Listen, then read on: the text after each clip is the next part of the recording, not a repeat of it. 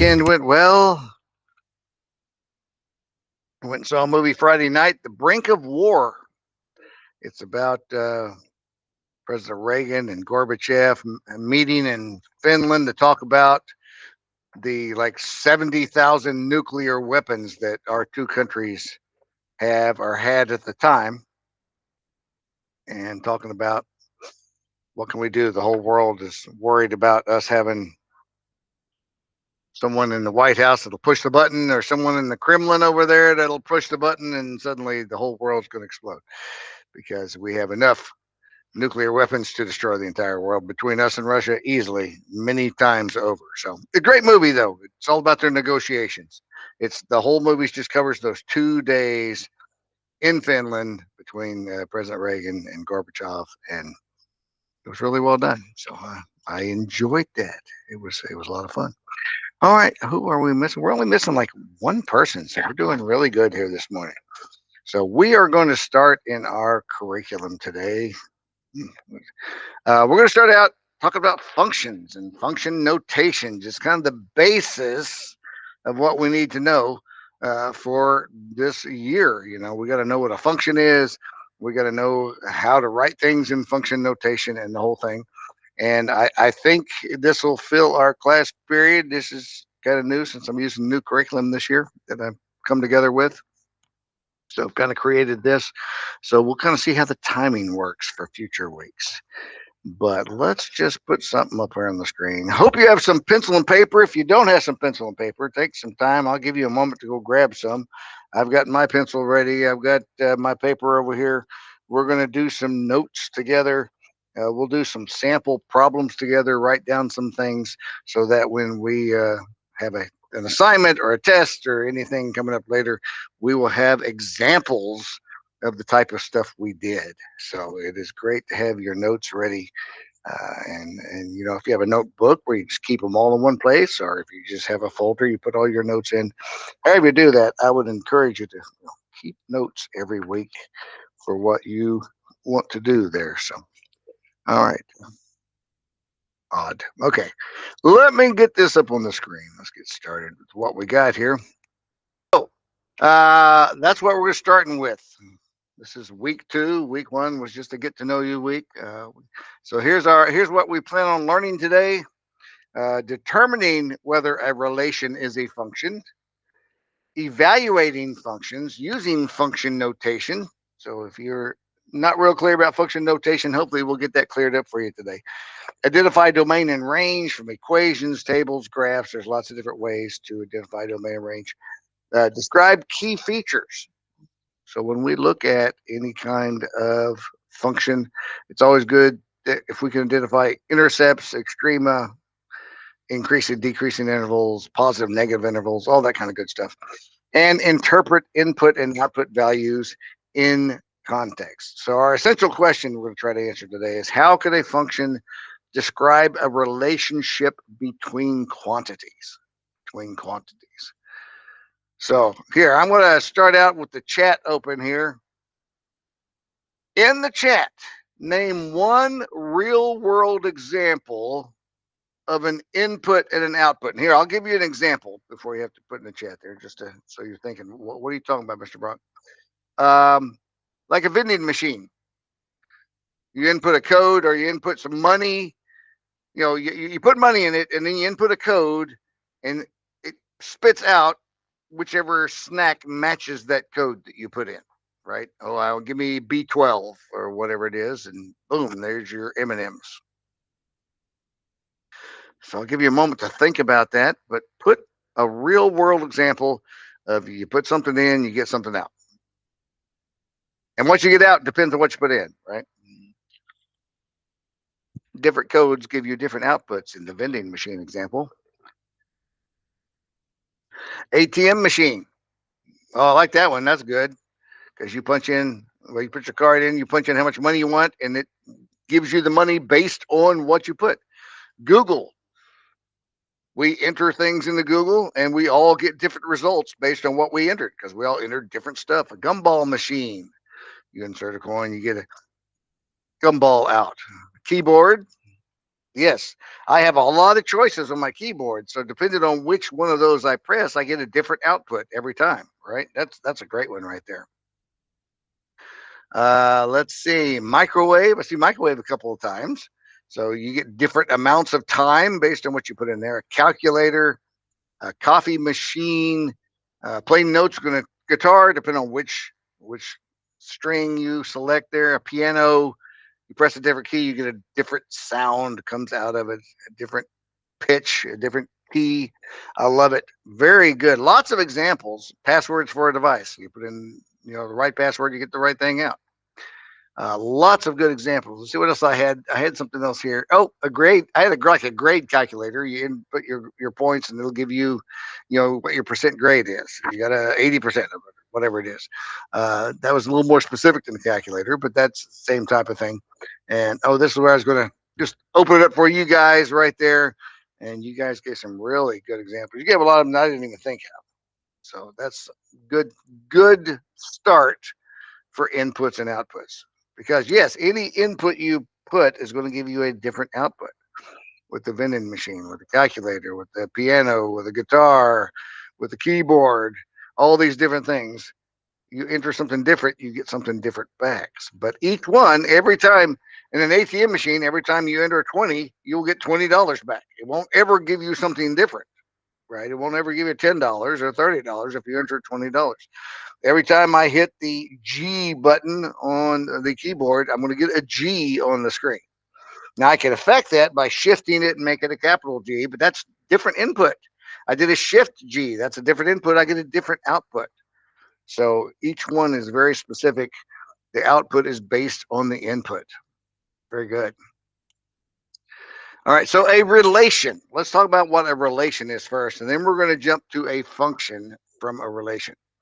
So a relation is the pairing of any two inputs and outputs. I take an input and an output and put those together and say, okay, this is a relationship. This is a relation. There's a relationship to inputs and outputs. So whatever I input, I output. A function is a little bit more specific. A function is a relation where each input has exactly one output. Like when we go to that vending machine and we hit a button, A1, there's a specific output we're going to get. We're only going to get that bag of chips.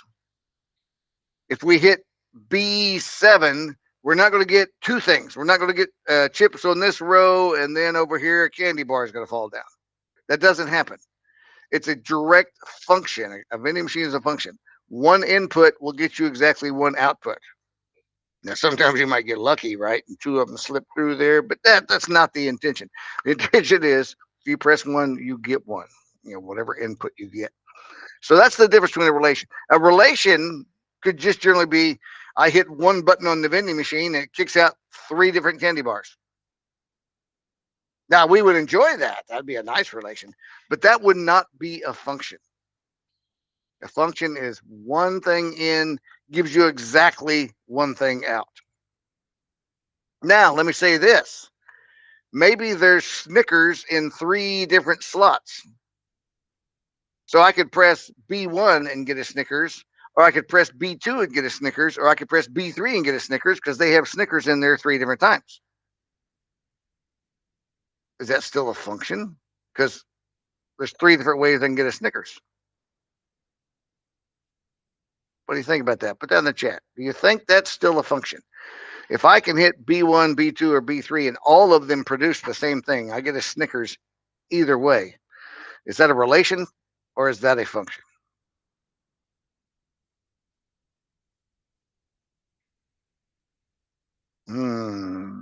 Take a guess. If you don't know, take a guess. We like guesses in this class. Give it a guess. If I can press three different things, B1, B2, and B3, and I get a Snickers anyway, is it a relation or a function? All right, I see a lot of folks are saying it's still a function. Okay. But I'm getting a Snickers with three different inputs.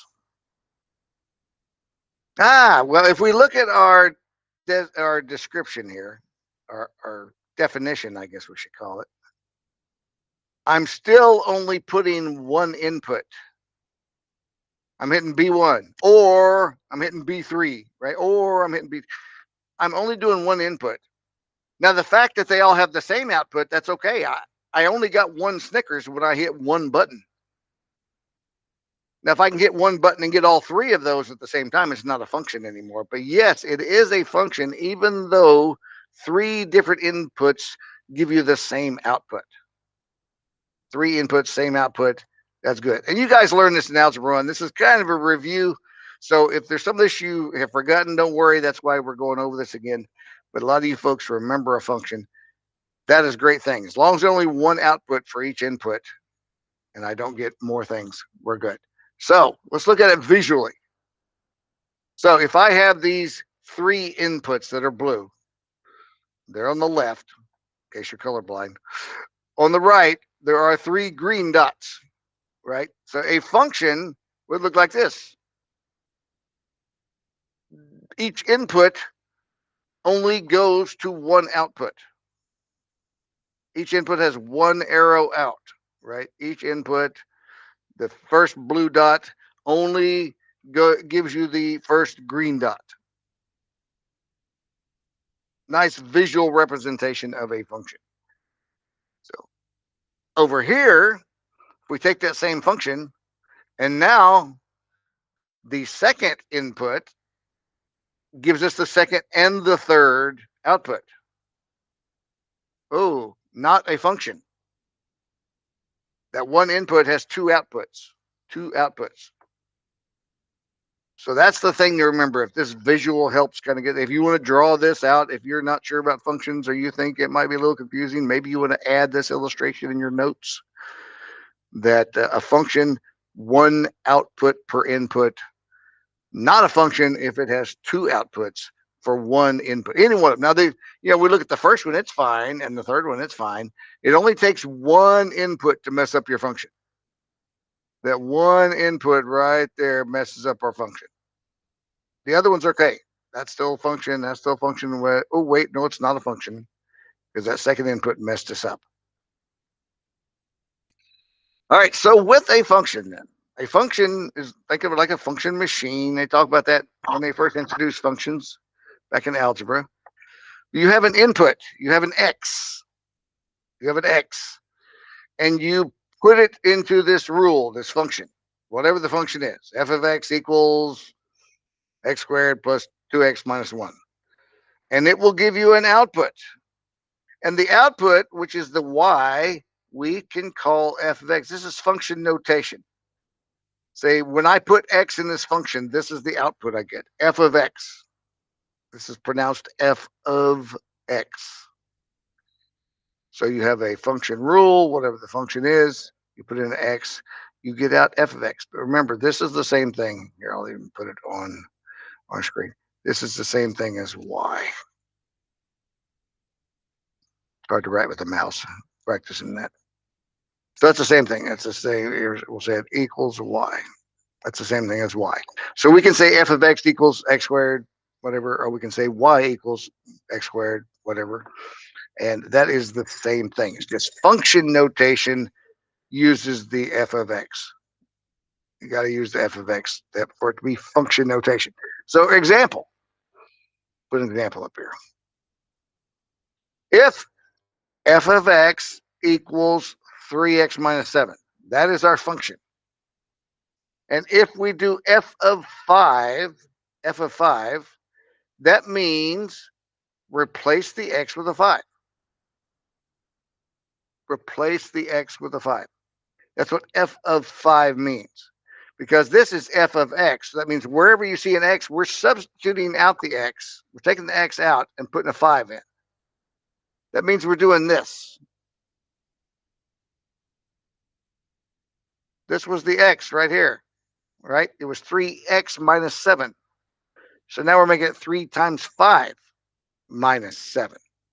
Well, 3 times 5 is 15, and we subtract 7 from 15. That gives us our 8. So f of 5 equals 8.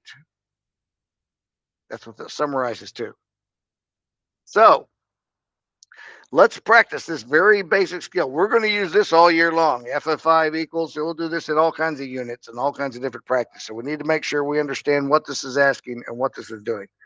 So let's try a couple. I'll put this up on the screen. Here's our g of x. G of x. So let's see, what is our first one? Oh, wait. All right, there we go. Find g of 0. So put that in your notes. I want to write it down in my notes here. I'll put the equation at the top.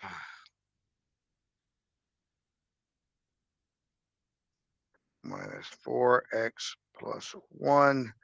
We want to find g of 0.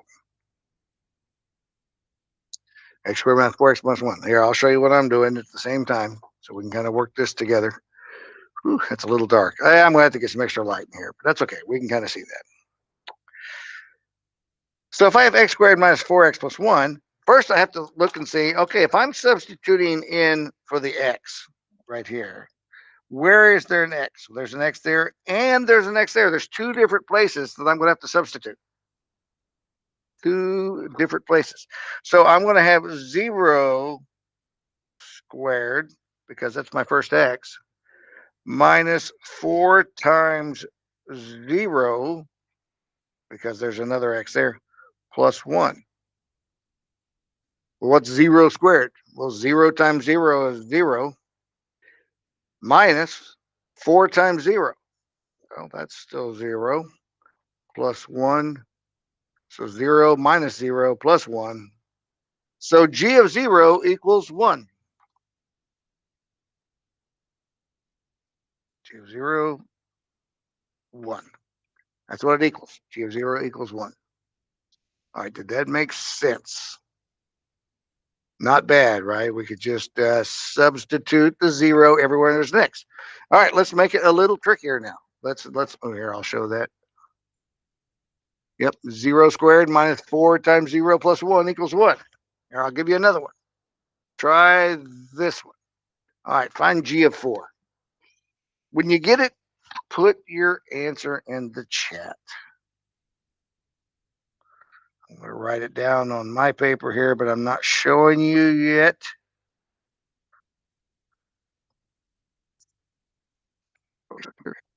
Put it in the chat when you got an answer. What is g of 4? Oh, see, Nolan and Annika and Lewis. A lot of things you're getting the same answer. I thought g of 0 was 1. All right. A lot of people are saying the answer is 1. Well, let's see. I got this on my sheet too. G of 4, 4 squared, minus 4 times 4. Oh, well, 16 minus 16. That's why we're getting the same answer. Plus 1. It is 1. Simply substituting in. So we have two different inputs that have the same output. They both output 1. But that's okay because G of 0 only gives me one answer. G of 4 only gives me one answer. The fact that they're the same, this is still a function. Absolutely still a function. Even though they're given the same. It's like getting Snickers in two different buttons, right? All right, let's try another one. Don't let this one fool you. See, oh, there's the G of 4. Okay. Oh, G of negative 1. All right, try that one. I'm going to again do this one on my paper. Put your answer in the chat when you finish that. G of negative 1. Just got to pay attention. See how we do with the negatives. Negatives just seem to cause us the most little bitty problems. Like, well, we knew what we was doing, but it was a negative, and I did something wrong because it was a negative. So I'm hoping that's not the case, but we're going to see. When you get your answer, put it in the chat. We'll see what you have for G of negative 1.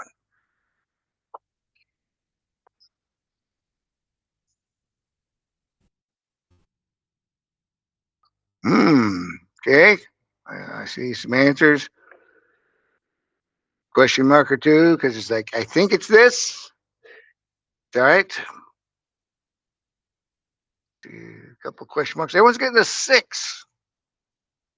You didn't get a 6. Don't freak out. We're gonna go over it. Is 6 the right answer? Well, there's a lot of people getting 6, so maybe so. Here's what I got. -1 squared. If you put it in a calculator, anytime with a negative number, make sure you put it in parentheses. It'll give you the wrong answer if you don't put it in parentheses. -1 times -1. That's what squaring is, remember. -1 times -1 is a +1. -4 times -1. Negative times a negative is a positive. So that is a +4. So we got 1 plus 4, and then the +1. It is 6. Confident with that question mark. No, that's good. Good. 116. So if you mess it up in your notes, correct that. There's how you work that. Don't let the negatives mess you up. That's what we got. Okay. All right. Let's go back. Put that up on the screen. There it is. The -1 squared -4 times -1 plus 1 equals 6. So looks good. The common error to avoid: do not forget parentheses around negative inputs. Just talking about that -1. Remember, the -1 is being squared. It's not 1 squared and then take the negative of it.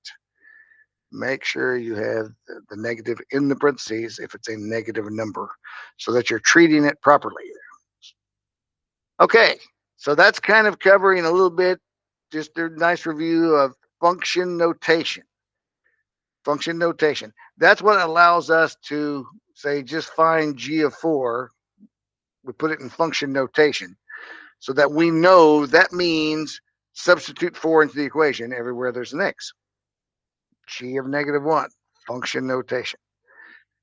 The lot shorter way of saying substitute 4 into this function and give us the value. We can just find g of 4, find g of -1, function notation.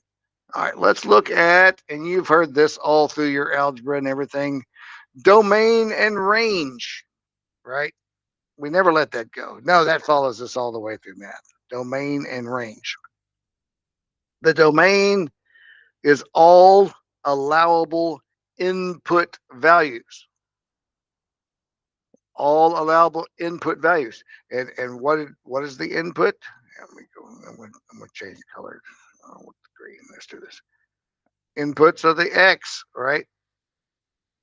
What x's can you substitute in? And all resulting output, that's the y. That's the x and the y. The domain is the x. Just always remember that. The domain goes with the x. The range goes with the y. The x is like you substitute a number in for x. So you're choosing the input. When you go to the vending machine, you're choosing which button to press. And the output, you don't get to choose. Once I hit that input button, there's only one output that's coming. There's only one candy or chip or snack that's going to come out if I've hit that button. I can't choose that after I've chosen my X. It all depends on I get to choose the X. I get to choose which button. But it's not random after that. There's always the same output that triggers. So there you go. All allowable input values. So with that, here's an equation example. H of x equals the square root of x plus 5. The square root of x plus 5. So what are the allowable input values? What numbers can we substitute for x? Or let me say it this way. Are there any numbers we cannot substitute for x? Give that a thought for a moment. Can I just put any x I want into and it's fine? Let me write this down. The square root of x plus 5. I don't really need the x plus 5 in parentheses, but it is. Square root of x plus 5. So let's play with that. You may be ahead of me on this, and I hope you are. But if we have the square root of x plus 5, And we want to say, okay, is there anything I cannot substitute? So let's just try something. Let's go through and substitute 0. Can I put 0 in for that? 0 plus 5. Well, that's just the square root of 5. That's a number. We could find the decimal equivalent. That's a rounding of it, but that's the number. Square root of 5 is a number. That's fine. What if we put the -1? Let's do this. -1 plus 5. -1 plus 5 is the square root of 4. Oh, and the square root of 4 is 2 or -2, right? Because 2 times 2 is 4. -2 times -2 is 4. That's fine. So we've put 0 in, we've put -1 in. So there doesn't seem to be an issue yet. You want to suggest a number to try? Guess we don't need that X and Y on the screen anymore. What if we put it in -5? Let's try that. The square root of -5. I'll go ahead and put that parentheses just so remember that goes with it. -5 plus 5. -5 plus 5 is 0. What's the square root of 0? 0. 0 times 0 is 0. Well, that didn't seem to be an issue either. So far, I don't see a problem with the domain. It could be anything. How about -10? Let's put -10 in. The square root of -10 plus 5. -10 plus 5 is the square root of negative. Oh, wait a minute. What is the square root of -5? We cannot have the square root of -5. Oh, I need to get more of my pens out of my. I've still got them packed up from the summer. You cannot have the square root of a negative number. So we ran into a problem there. So let's figure out x plus 5 cannot be less than 0. So let's see. It can be 0, right? Because we see that. So solving this, subtract 5 from each side, x equals -5. So our domain, we can put -5 in, but if we go smaller than that, -10 doesn't work. Our domain is all x's greater than or equal to -5. That's the domain. Greater than or equal to.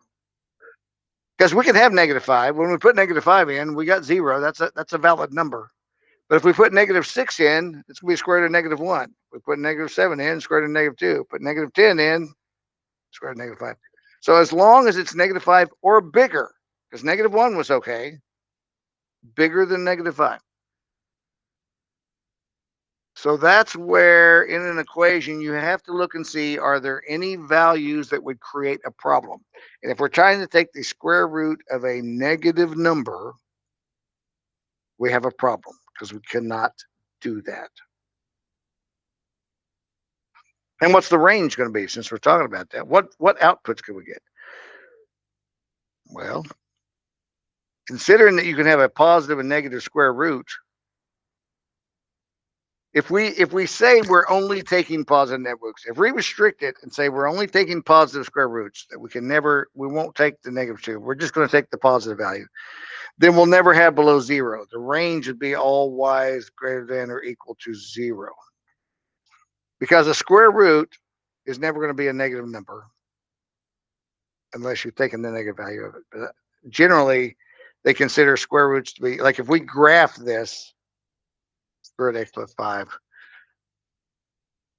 the square root is going to keep it as a positive number because we can't take the square root of a negative number. So, all right, let's see what I have on our form over here. We do that. The domain is x is greater than or equal to -5, just like we were talking about right there. So that would be the answer. X greater than or equal to -5. Let's look at the range. Oh, let's use a table for that. Okay. Did I build it as a table? No, I just gave the values. Now we can make a table out of this. Let me do that on our notes. So the x's are what? Let's write this as a table. I'll try and put that in our notes. I mean, on our presentation next time. But I'm just going to write it as a table. 41014. Okay, so I took those x's and y's, and I said, all right, if I take those x's and y's, I can write them as a table. It gave us the values of x, -2, -1, 0, 1, 2. And we can see the first x would go with the first y. So -2, 4, -1, 1, 0, 0, 1, 1, 2, 4. Now, if we look at this, is this a function? Yes, it's a function because each x only has one y, right? There's only one value that goes with each x. Now, there are two y's that are the same, but again, that's okay if they have the same value because each x only gives me one value for the number I input for x. So, what is the range? Well, the range for this is the y's. That's the range 4, 1, 0, 1, 4. We would not say all the y's greater than 0. There are no negatives here because 2 is not included. 3/4 is not included. We can't input a number and get 3. We can only get 4, 1, 0, 1, 4 with this particular function. So this is limited to only the y's that are there. So let's go back and see what this says. The domain is right there. The domain is all the x's. And the range, now here's, I guess I should correct what I put on here. Let me go back to my notes.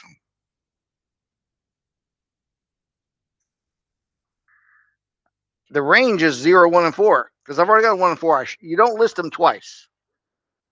If I was writing the range is, and I can do this. This means a set of 0, 1, and 4. That's the range because it only includes the 3 numbers. Now some of them repeat, but that's not a new number. This is the range, and then the domain is -2, -1. So there's more in the range, and I'm sorry, in the domain than there is the range.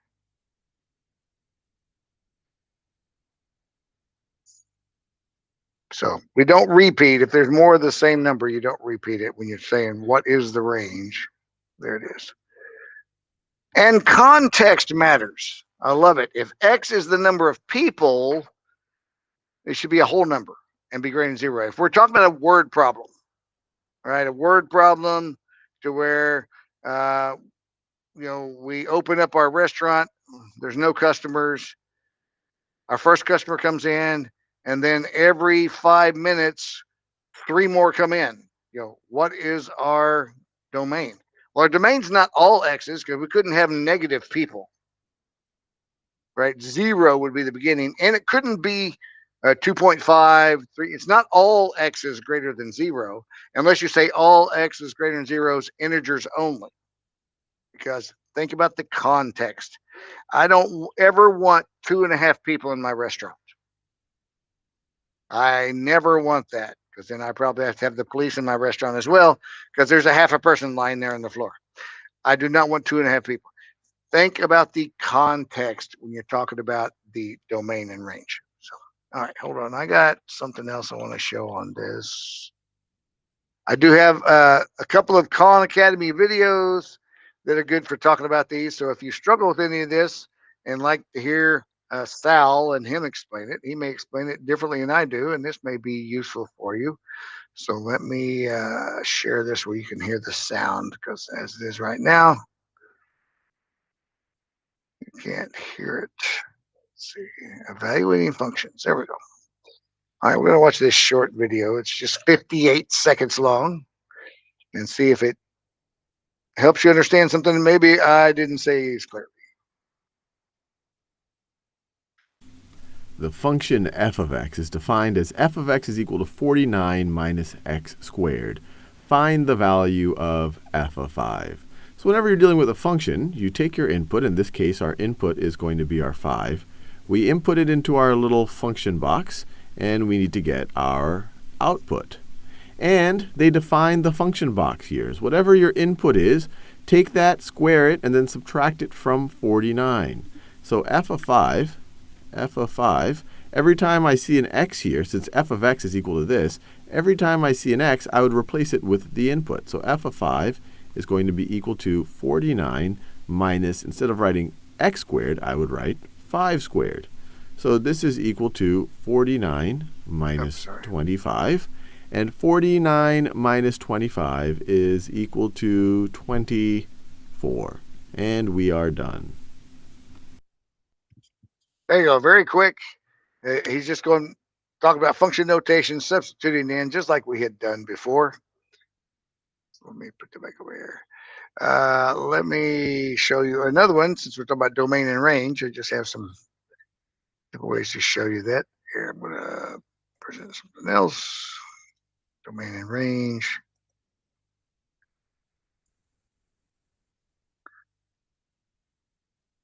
Okay, this one's a little bit longer. The function f of x is graphed.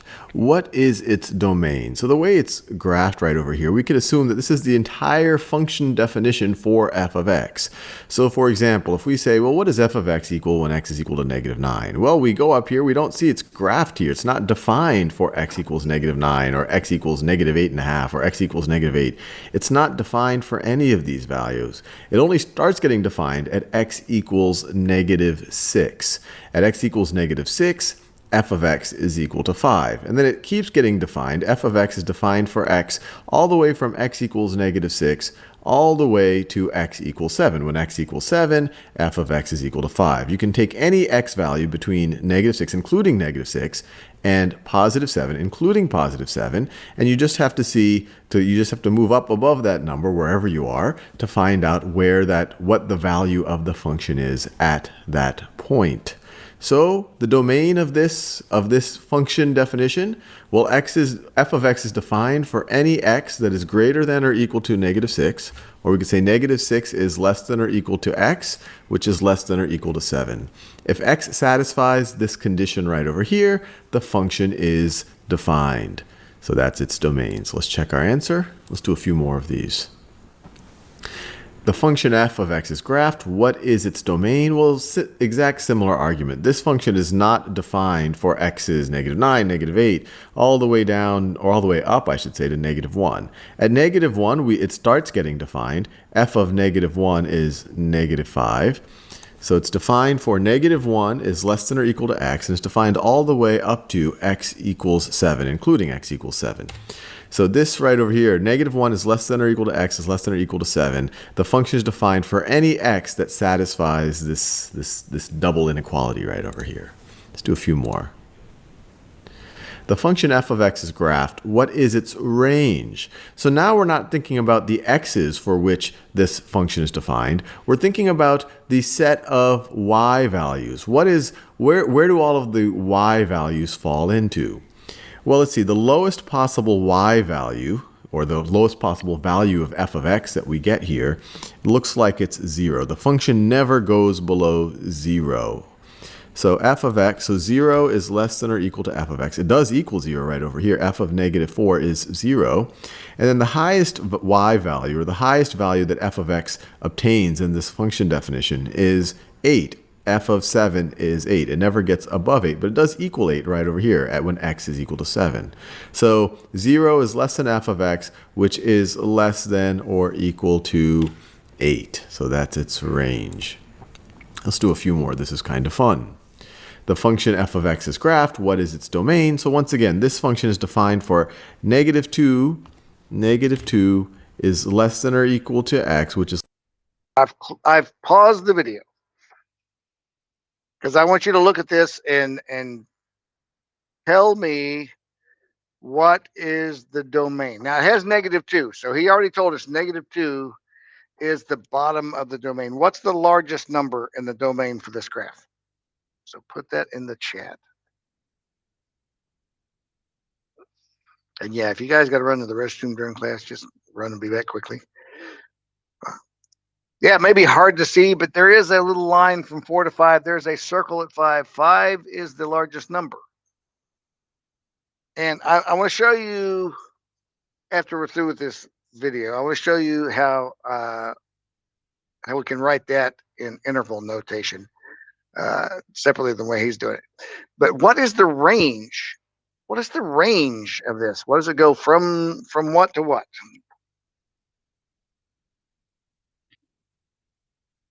You're right. The domain is -2 to 5, and you can put parentheses -2, comma 5.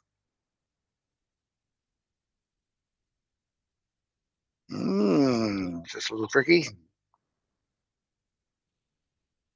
-4 to 0. All right. All right. I like it. I like it a lot. Let me do this. So yeah, when we are writing, there we go. When we're writing the domain and range, it's fine to do it as he was doing it when he said, -2 is less than or equal to x is less than or equal to 5, right? That's a way of saying the domain is between -2 and 5.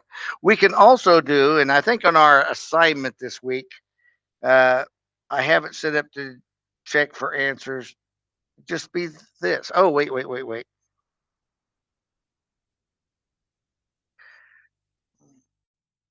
Gotta do this. These are brackets. There's a difference between this and this. This includes the numbers. I need to get a different pencil. That one's. This includes the numbers.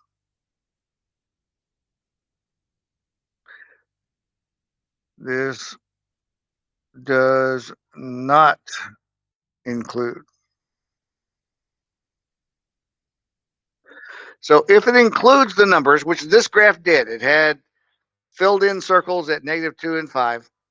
So we would put brackets around the domain, and then the range went from -4 to 0. That would be the range. Now on a graph, how would we know whether it includes or does not include? Let's graph this right here. Let's go -4, -3, -2, -1, 1, 2, 3, 4. And I'm just going to do the domain at this point. If we have a hollow circle here and our graph goes up here, it comes back down to this point.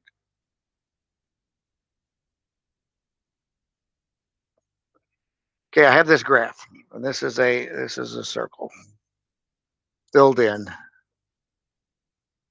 Make sure that's nice. You can see all of that. There's kind of, yeah, that's a filled in circle.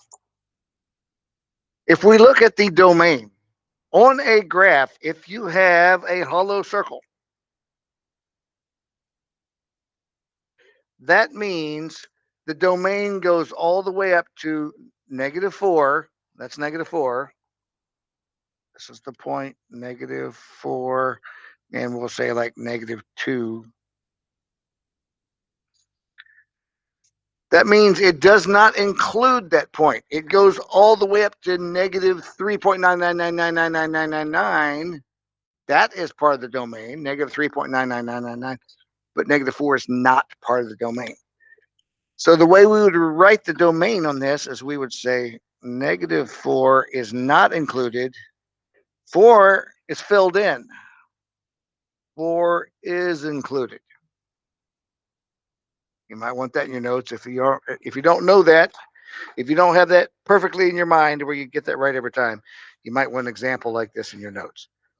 -4, so this is the domain. -4 is not included. Now, when we have a graph, for example, like this,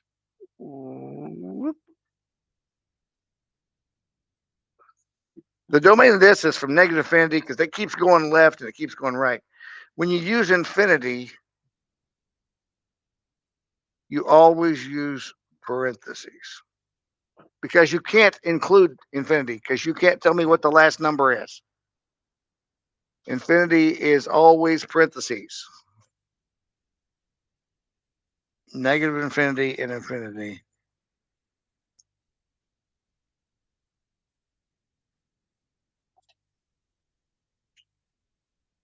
Always parentheses. Numbers, it can go either way, depending. Is the number included? Is the number not included? Parentheses always go around infinity or negative infinity. Okay, is that clear? Like if this is 1, like the range for this, the range includes 1 and goes to infinity because it goes up forever. 1 to infinity is the range. So we use those parentheses on the infinity side. And it does go through the 1. So 1 is included. It does not go below 1. So don't get messed up on the parentheses and brackets. It's really pretty straightforward. It's not meant to be tricky. It just doesn't include the 1. Yes, because it goes through the point where the y is 1. It doesn't go below that ever, so 1 is included. And so we put a bracket on that one. We put a parentheses on the other one. All right, so this is a lot simpler to write than this. You can do this instead of this. But let's finish his video for another couple of examples and see what else he's got there. He's only got, well, I think this is his last example. We're right at the end of the video, so let me switch back to that real quick. I'll back it up just a little bit to the beginning of this problem. X is graphed, what is its domain? So once again, this function is defined for -2. -2 is less than or equal to x, which is less than or equal to 5. If you give me an x anywhere in between -2 and 5, I can look at this graph to see where the function is defined. F of -2 is -4. F of -1 is -3, so on and so forth. And I can even pick the values in between these integers. So -2 is less than or equal to x, which is less than or equal to 5. All right, so that is what we're looking at with domain and range. Okay, so we looked at a table, we looked at an equation, we looked at a graph, or several graphs actually. All right, Antoinette, that happens. We get kicked out of the meets from time to time. We don't know why always. But yeah, just join back anytime you get bumped out. I'm not worried about that as long as you come back. So, all right, the other thing that we talk about, again, kind of reviewing, anytime we have an equation or a graph or a function or something, we like to talk about the key features. What are the things we know about whatever function we're looking at? So let's take a look at that right here. Here is a sample function, right? This is f of x equals parentheses x minus 2, parentheses, squared minus 1. So when we're looking for the key features, we look for x-intercepts. That's where does the graph cross the x-axis? We look for the y-intercept. Where does it cross the y-axis? The maximum or minimum, the very, very, very highest point on a graph, and the very, very, very lowest point on the graph. Now, this one looks like it probably goes on to infinity, so there may not be a highest point. But we also look at increasing, decreasing. Where is the y values going down? Where is the function decreasing? Where is it increasing? Where are the y values going up? So increasing, decreasing is always based on the y values as the x changes. As the x starts on the left side, like when we're down here, the x is -1. As it goes this way, right? As it goes that way, is the graph going up or down? What is the output? Well, at the beginning, we can see it's going down, right? Going down. And then at this point right here, it changes and now it's going up.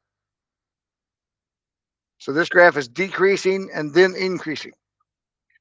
Other things we look at is where is the graph above or below the x-axis? When is it positive? When is it negative? Well, right here it's 0, right? That's the 0 line. So anywhere above there, the y values are positive. The graph is positive. The function is positive. But in between 1 and 3 for the x's, you can see the graph is below the x-axis between 1 and 3. So that's when the function is negative. It's negative between x equals 1 and x equals 3. So that's the type of things we're talking about that. So let's actually take this and kind of break it apart here. So with this function, what is the vertex? They actually labeled the vertex for us. What is the domain? What is the range? What are the x-intercepts? What's the y-intercept? Where is it decreasing? Where is it increasing? And I didn't even put the positive negative on there because I think you can understand that pretty easy. All right. Who's got the vertex? Vertex is labeled for us, actually. That one's an easy one. It says right there that the vertex is 2, -1, right? So we got 2, -1 is the vertex. What is the domain? I love it. What is the domain of this function?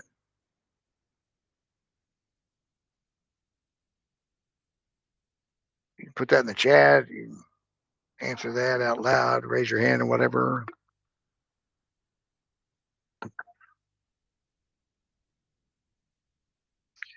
What is the domain? So these are all the key characteristics, right? If we say, hey, what is the key characteristics? Well, it's the intercepts, it's the domain, the range, the vertex, where it's increasing, where it's decreasing, and you could even throw in where it's positive, where it's negative at. Anyone know the domain on this? Looking at, if we just look at the graph and we assume this is the entire graph, we might say the domain is -1 to 5. There are no arrows. It looks like it continues on, but let's see what I have on there. All real numbers. See, this does continue on because it goes all the way to the edge of my graph. So you can do -infinity to infinity in parentheses. Use the little infinity symbol if you can. -infinity to infinity. You could also say all real numbers because it everything from -infinity to +infinity is everything. Okay, what is the range? Put that in the chat. I'm gonna wait on the range. We have the domain as being everything, so we know it continues on and on and on and on. That helps you with the range, knowing that the x's do not stop. -1 included, see, I like that, good bracket, to infinity with the parentheses. Everyone agree with that? You got something different? Since we know the vertex is 2, -1, so that's important because -1 is not labeled on our graph. It doesn't tell you where -1 is on the y's. So you might like, is that -1? Is that -0.88? Is it, negative 0.1.01? But since the vertex we know is -1, that is going to be our lowest y. Y is greater than or equal to -1. I like how you put it in interval notation from -1 to infinity. Perfect. What are the x-intercepts?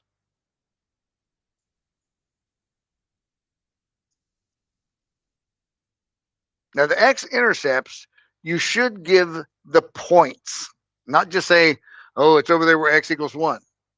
You should give the points. What point is that first intercept? It is the point 1, 0, right, in parentheses. When we name an intercept, we generally, here, I'll put it up on the screen. -1, it's +1, 0, and 3, 0. Those are the 2 points that are the x-intercepts, the actual points.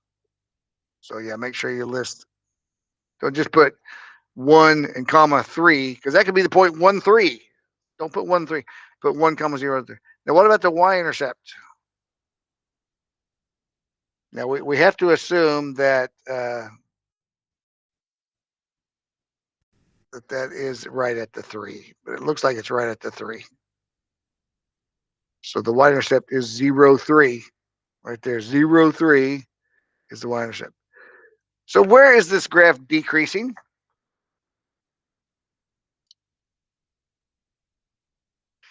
A couple of ways to say that, perhaps. Where is it decreasing?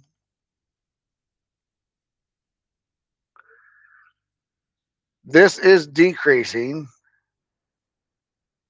on the interval from negative infinity, which is way down there, all the way up until it gets to the 2. So from negative infinity to 2, everywhere that graph and equation exists, that function, it is coming down. As the x's get bigger, it is coming down the entire time. Coming down the entire time until it gets to the 2. It stops decreasing at 2. What happens then? Well, then it's increasing, starting at 2 and going this way. As the x's get bigger, the graph is increasing the entire time forever, right? So we see it's increasing on 2 to infinity. All right, here, let's put some practice problems on here. See what you got. I'm going to put some problems up here. Here's the table. And I didn't write it as a table. I'll change these to tables in the future because I don't like to see it. But here are the x's. Oh, wait. Let me back up first. Here are the x's for our table. Here are the y's for our table. Is this a function? And I'm going to put it on my note paper as a table with an x and a y. If you don't get it on there, so yes or no in the chat, guys. Yes or no in the chat. Okay, here, I'll put this up on the screen. I changed it to a table. Is that a function? Not a function, I'm seeing. No. People saying this is not a function. Well, there's only one y. Ah, look, this is the same x. So if I put a 1 in and I punch a 1 into my vending machine, I'm either going to get a 0 or a negative 3. There's 2 different outputs for the same. If the x repeats with different y values, not a function. No, this is not a function. Good job. Good job. Not going to catch you there. No, this is 3 different ones. So see if you can work these. Here is the equation. H of x equals negative 2x squared plus 5. First, find h of 3, find h of negative 1, and h of t. So put those in your notes. I'm going to work them here on mine, then I'll show you after I get all 3 of those done. But first, write the equation. Some good practice stuff for your notes. We'll have an assignment similar to this today. That mess anybody up with that h of t on there?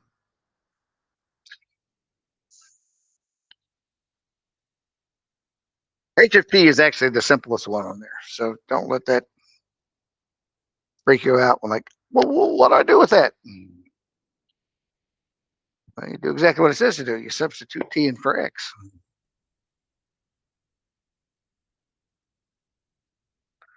All right, I'll show you the answers I got on those if you're still working on them. H of 3, I got 13. Negative. I got negative 13. I substituted 3 in, so 3 squared is 9. Negative 2 times 9 is negative 18, and I had 5. Let me know if I mess it. I make mistakes too, guys, in math. So don't let me put some up there and say, Mr. Brock, that's wrong. Because if it's wrong, I want to fix it. I don't want people to think this is right if it's wrong. Negative 1. Negative 1 squared is a positive 1. Negative 2 times positive 1 is negative 2, plus 5 is 3. I got a 3. And this is h of t. I just took out the x and I put a t, and that's all you can do. Unless you know a value for t, you can't do anything else with that. That's as far as it goes. Let me put up the next problem there. P of n equals 15n plus 25. Find and interpret. You're like, interpret? What in the world are you talking about, Mr. Brock? Interpret P of 8. Find and interpret. So what they're saying is, this would be like you're going to throw a party, and you go to Party Planner, and so the party is going to cost you for the number of people. So n would be the number of people you're inviting to the party. So we're going to invite 8 people to the party, and P of n gives us the price. So that's what it says when interpret it.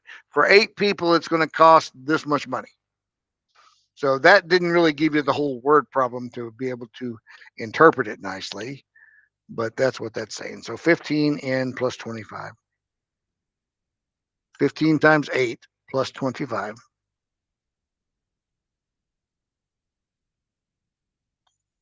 So forget that one. Don't want to run out of time. 145. That is 145. So 8 people cost $145. I want to get some more of these problems up here. Oh, this is a good one. What's the domain and range? I'm giving you some points. This is another way. We didn't really look at it this way. Here are some points. I could put them on a graph if I wanted to, but I'm just giving you the points. So with those points,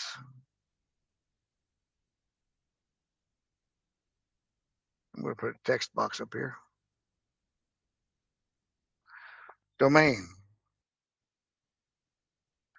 The domain is -3, -1, 0, 2, 5. Oh, wait. 0. There we go. That's the domain. You just take the x's. Take the x value, -3, -1, 0, 2, and 5. And the range, same thing. Just take the y values. 2, 0, -1, and 4. Notice I didn't list the one. Oh, wait. Yeah, -1 is listed there twice. Oh, it just appeared in my text box. -1 is listed twice, so we don't repeat it. So it's just 2, 0, -1, and 4. Okay. What else have I got on here? Oh, this is a good one. This is a good one. I'm gonna do this on paper. What's the domain? We didn't look at one like this.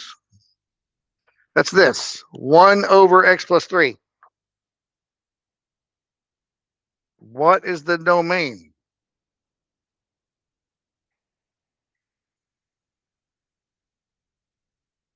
So remember, with the domain, you're just looking to see what is not allowed. What is not allowed? Is there any number that's not allowed if we have a fraction? Think about that. If we have a fraction, then you put any number on top and any number on bottom. Because a fraction is saying take this number and divide it by this number. If it's 1/4, you take 1 divided by 4 and you get like 0.25. It's 1/4. 1 divided by 4. So 1 over x plus 3. With a fraction, the only thing you cannot have, you can have anything on top, but you cannot have a 0. We cannot divide by 0. This is not allowed. Can't have a 0. So anywhere that the x would make this a 0, if x plus 3 equaled 0, we'd have a problem. Solve, move the -3 to the other side. X equals -3. So basically, it's from negative infinity to infinity, comma, x cannot be negative 3. That's one way to do that. Let me show you another way to do that, because this is the way you'll see that a lot of times. We can say negative infinity to negative 3, but do not include it. Negative 3 is not included. Union, okay, this is important. Union, that means add that, because this is also part of the domain, negative 3 to infinity. This is the preferred way to do that right here. That is the preferred way to do that. So the domain of this is any number negative infinity all the way up to negative 3. But negative 3 again, not included, parentheses. So it's this and this. It's both of these. It's anything bigger than that and anything smaller than that. Just do not have the negative 3 domain. That's the domain. Graph. X-intercepts, Y-intercepts, the minimum.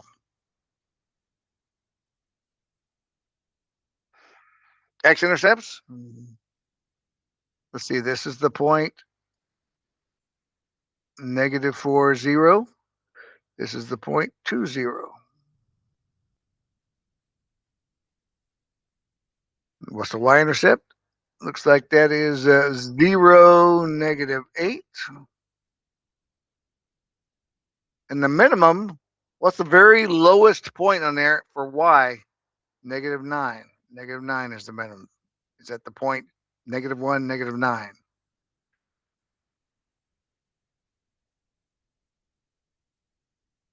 All right. I didn't put the decreasing and all that stuff on there. Okay.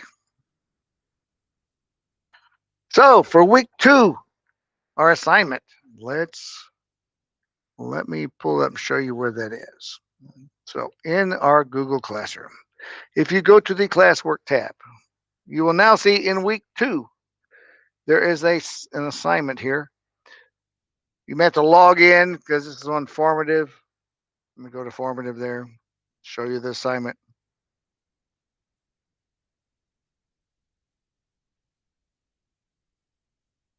Okay, here it is.